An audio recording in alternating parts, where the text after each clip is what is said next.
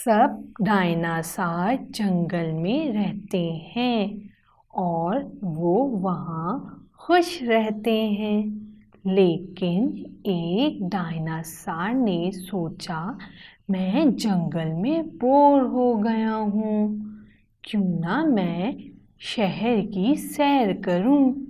ये सोचते ही वो शहर की तरफ चल पड़ा।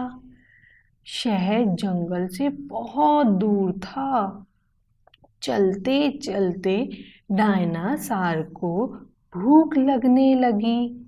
शहर के रास्ते में जरा दूर एक बाबा डंडा लेकर चल रहे थे।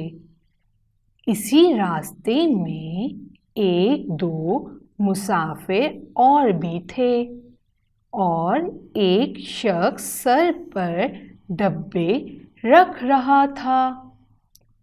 इनसे जरा दूर एक डबल रोटी की दुकान थी। दुकान के पास ही ड्रम रखे थे। डायना को तो वैसे ही बहुत भूख लगी थी।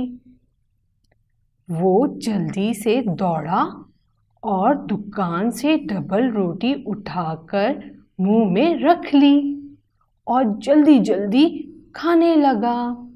ये मंजर देखकर सब लोग हैरान रह गए और एक आदमी के हाथ से कुछ डब्बे गिर गए। जब डायना ने देखा कि सब इसकी तरफ देख रहे हैं तो उसने जल्दी से डबल रोटी खाई और वापस जंगल की तरफ दौड़ा।